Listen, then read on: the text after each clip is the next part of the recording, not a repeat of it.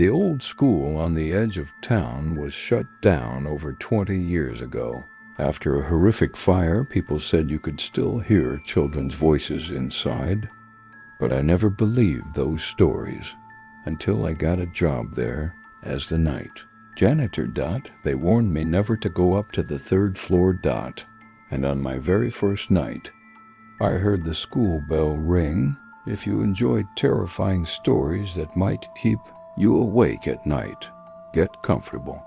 Because after that night, I never looked at abandoned schools the same way again.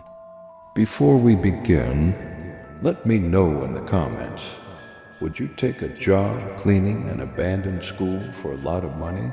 And honestly, after what happened that night, I wouldn't go back there even for $1 million. So turn off the lights, get comfortable, and let's begin. I got a job there in November. I needed money, and honestly, back then I would have agreed to almost anything. In small towns, it's hard to find work, especially if you've just come back after a failed move. So when I saw the ad, night janitor needed, good pay, no experience required, I didn't even ask any questions. Everything about the communication was strange from the very beginning. No company, no website, just a phone number. The man on the other end spoke quietly and very quickly. He gave me the address and told me to arrive exactly at 10 p.m. And one more thing, do not go to the third floor. I thought it was some kind of joke, but he wasn't laughing. The school stood on the outskirts of the city, an old 3-story building with dark windows and cracked walls. There was no sign, only a rusty frame above the entrance where letters used to be. No one was around. When I got closer, I noticed the doors were already slightly open. Inside it smelled of dust, dampness, and something old, like wet paper. In the hall, I was met by a man in a gray coat. He didn't introduce himself. He simply handed me the keys and said, "Your duties are the first and second floors. Hallways, classrooms, Jim. The third floor is closed." Why? He stayed silent for a few seconds. Because no one is supposed to be there. Then he turned and walked away. I didn't even hear the door close. The first hours were normal. I mopped the floors in the corridors, collected trash, wiped old desks. But I couldn't shake the strange feeling that the school wasn't empty. Sometimes it felt like someone was moving in the next room, or like a shadow flickered at the end of the corridor. I blamed it on fatigue, until I heard the bell, a school bell, loud, sharp. It rang from upstairs, from the third floor. I froze. There was no electricity in the building. I knew that for sure because half the lights ran on a portable generator. The bell rang again, and then I heard something worse, children's voices. At first quiet, like whispers behind the wall, then laughter, running, the creaking of old floors. I stood in the middle of the corridor holding a mop and couldn't move. Everything inside me tightened, because those sounds were completely real. I looked at the stairs leading to the third floor, and then I heard, "The teacher is already here," a child's voice, right above me. I should have left, seriously. A normal person would have run out of that building. But curiosity is a dangerous thing. I grabbed my flashlight and slowly walked up the stairs. The higher I went, the colder it got. So cold I could see my breath. The third floor was dark, completely. No light reached it. Just a long corridor and rows of doors. And at the end, stood children, about 5 of them, motionless, in old-school uniforms. Their faces were pale, almost gray. They were staring at me. I shined my flashlight on them, and in that same second, all the lights in the corridor flashed on. For 1 second, and I saw something horrible. The children had no eyes, just dark, empty sockets. Then the light went out again, and when I pointed my flashlight back, the corridor was empty. I ran. My heart was pounding so hard I could barely breathe. When I was almost at the stairs, I heard footsteps behind me, dozens of feet running. The children were chasing me. I could hear their laughter. I could hear them shouting, "Don't go. We still have class. The teacher didn't allow it." I flew down the stairs, tripping over my own feet. And on the 2nd floor, I suddenly saw a classroom door that wasn't there before. On the sign it read, Class 3B. The door slowly opened on its own. And inside I saw a classroom, full of children. They were sitting at their desks completely still, and by the blackboard stood a woman with a burned face.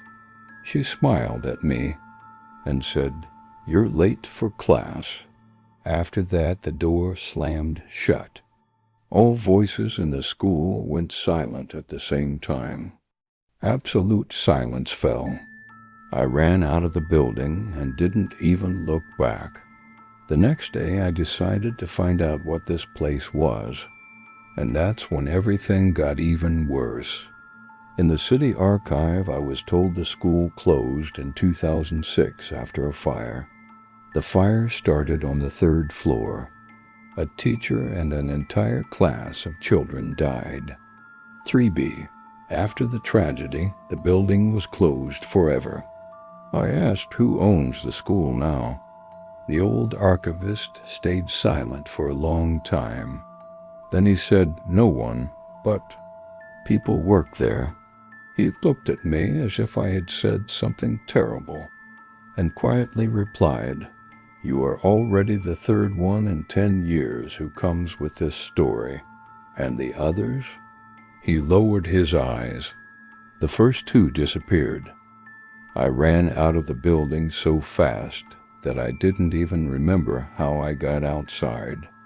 Only when the cold night air hit my face did I realize I was no longer inside. The school behind me stood just as dark and silent as before. No sounds, no children, no bell, as if nothing had ever happened. But I knew I hadn't imagined it. I got into my car and just sat there for a few minutes, staring ahead without starting the engine. My hands were shaking, and suddenly something appeared on the rearview mirror, fog on the glass, and a message, as if someone had written it from the inside with a finger. "You will come back." I turned around. The back seat was empty. I didn't sleep that night, and I thought it was over, that I just wouldn't go back there and everything would be forgotten. But I was wrong, because the next morning I received a message from the same number that hired me. Only 1 sentence: "You didn't finish your work on the 3rd floor." I blocked the number, deleted the message, and convinced myself it was over. But 2 days later, something happened that made me remember that school again. I woke up to a ringing, a school bell, right inside my home. I jumped out of bed. The apartment was silent, but the sound was still there. I went to the kitchen, nothing. To the bathroom, nothing. And then I saw my phone on the table. It was turned off, but the screen suddenly lit up on its own and opened the camera. I saw my room from another angle, as if someone was standing in the corner, filming me. I slowly raised my head. The corner of the room was dark, very dark, but I could clearly feel someone was there. And he wasn't just watching, he was waiting. I stood completely still, staring into that dark corner of the room where I was sure someone was there. But the worst part wasn't even that. The worst part was the silence. Because when you're certain someone is nearby, silence becomes too loud. The phone in my hands was still showing the live stream, the camera, my room, and that same corner. I took a step back, then another, and at that moment the camera on the screen jolted slightly, as if someone shifted their weight from one foot to the other. I quickly turned around, nothing again. But on the phone, everything was different. Now something was moving in the frame, very slowly, as if it was getting closer to the lens. I threw the phone onto the table. It landed face up, and the sound didn't stop. I could hear my own breathing through it. And then another breath, not mine. I don't know how long I stood there. Maybe a few seconds, maybe a minute. But when I looked at the screen again, the camera was closer, as if someone was no longer standing in the corner, but right behind my back. And then in the headphones, I didn't even remember I had them connected. A voice sounded, quiet, childlike. It said only one thing: "You came back earlier than we expected." I ripped the headphones off, threw them on the floor, but the voice didn't stop. Now it wasn't coming from them. It was coming from the room, slowly, from all directions at once.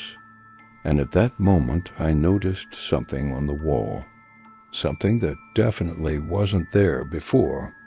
An old-school plaque, rusted, blackened, with the words Class 3B. And right then, the lights in the apartment flickered. The lights flickered once, then a second time, and on the third flicker, the entire apartment was swallowed by darkness. But this darkness was different. Not ordinary nighttime darkness. It felt dense, as if something had filled the space around me. I stood frozen, trying to figure out where the wall was, where the door was, where even my own hands were. And then I heard footsteps inside my apartment, slow, heavy. They weren't in a hurry, as if whoever it was already knew I had nowhere to run. I took a step back and hit the table with my leg. Something fell loudly, and immediately after that, the footsteps stopped. Silence, the same silence as before. And then, very quietly, "We've already seen you here." I spun toward the voice, and at that moment, the phone on the table lit up again. The camera. But now it wasn't my room. On the screen was a hallway. Old, a school hallway. I recognized it instantly. The third floor. The same cracked walls. The same classroom doors. And the camera was slowly moving forward, as if someone was walking with it. My throat went dry, because I wasn't holding the phone. I was standing in my dark apartment, and the camera was moving on its own.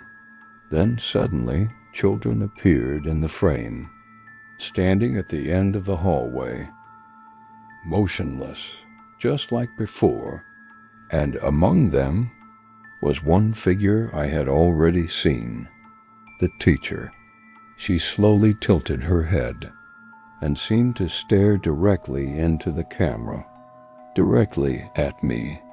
And at that moment, the phone began to crackle. The screen distorted in waves. The sound grew louder. Children's voices overlapped one another, and through all the noise, I heard the thing that made me step back. They said my name, clearly, as if I had always been part of that place. And then the camera suddenly turned, as if someone had spun it around in a single second, and I saw what was standing behind the person holding it. A dark silhouette, very close, and in my apartment, something slowly exhaled behind my back. I froze. Literally, I couldn't force myself to turn around, because every instinct in my body was screaming at me, if I look back, I'll see something I'll never forget. Behind me, I heard breathing again, slow, wet, as if someone was standing only inches from my neck. The phone on the table started vibrating, over and over again. The screen flickered, and suddenly the camera showed me. I was standing in the middle of the dark apartment with my back turned to something tall and unnaturally thin. The silhouette was so dark it looked carved out of the darkness itself. But the worst part, it had no face. I grabbed the phone. On the screen, the creature slowly leaned closer to me, and then the familiar child's voice came through the speaker. "Don't turn around." Everything inside me went cold, because the voice wasn't coming from the phone. It was standing right beside me. The lights in the apartment suddenly came back on. For 1 second. Only 1 second. But that was enough. In the reflection of the TV screen, I saw the figure behind me, tall, unnaturally thin, wearing an old-school uniform, with long arms that almost touched the floor, and instead of a face, there was absolute darkness. The lights went out again, and something touched my shoulder, slowly, with cold fingers. I snapped. I spun around and swung blindly. But there was nobody there. The apartment was empty. Only the phone lay on the floor, and the camera was still running. Now the screen showed a classroom. 3B. The children sat at their desks completely motionless, their heads lowered. The teacher stood at the blackboard with her back to the camera, writing something in chalk, slowly, scratch, scratch, scratch. Then she stepped aside, and I could read the words on the board. My legs almost gave out beneath me, because written there was, "The new student has returned," and underneath it, my name. Every child in the classroom raised their heads at the exact same moment and stared directly into the camera. Then one of them slowly smiled and whispered, "Now you'll stay after class forever." I gasped for air. The phone slipped from my hands and hit the floor, but the screen didn't go dark. I could still see the classroom, the children, and now their faces looked different, burned, blackened, as if they were still on fire. I rushed to the apartment door, pulled the handle, locked. I clearly remembered not locking it. I started searching for my keys. They were gone. And then, behind me, the school bell rang, loud, the exact same bell from the school, except now it was echoing through my apartment. The lights flickered again, and when they came back on, I was no longer home. I was standing in the middle of the school hallway, the 3rd floor, old cracked tiles beneath my feet, the smell of smoke in the air, and ahead of me, classroom 3B. The door stood open. Someone inside was quietly laughing. I slowly began stepping backward, but behind me came the sound of footsteps. Children. They emerged from the darkness of the corridor, one by one, slowly, silently, surrounding me, all with empty black eyes. The teacher stepped out of the classroom last. Her burned face cracked softly, as if embers were still glowing beneath the skin. She smiled. "Class has already started. What do you want from me?" I shouted.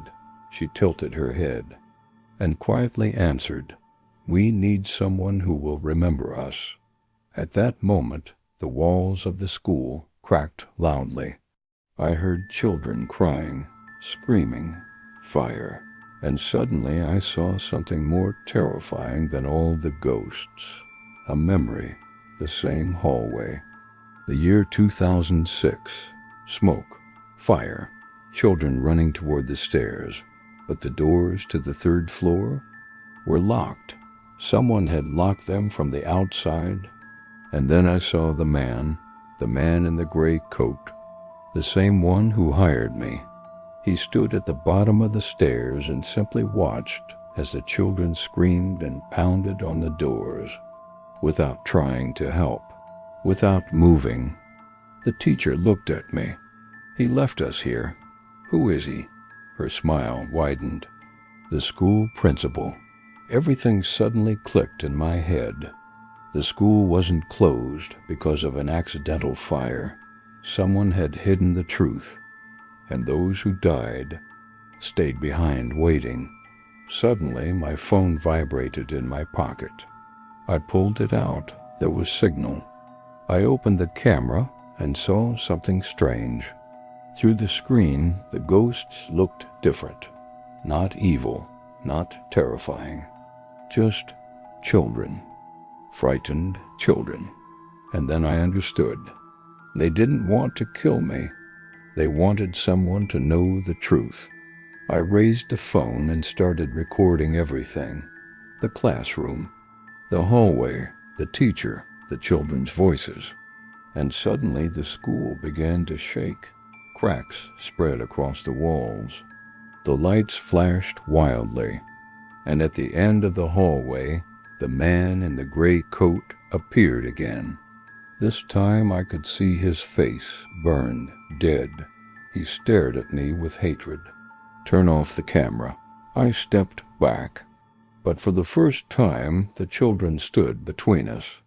The school bell roared through the corridor so loudly the windows trembled, and all the ghosts screamed at once. The man in the coat began to burn, standing completely still. His skin blackened and cracked while the hallway filled with the smell of smoke.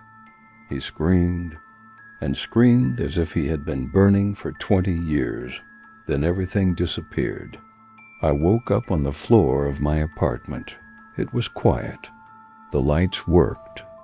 The phone lay beside me. At first, I thought it had all been a dream, until I opened the gallery. There was a video. 3 hours of footage from the school. I uploaded it to the internet that same day. A week later, the police reopened the old case. They found documents, testimonies, the principal's name. The truth had been hidden for 20 years.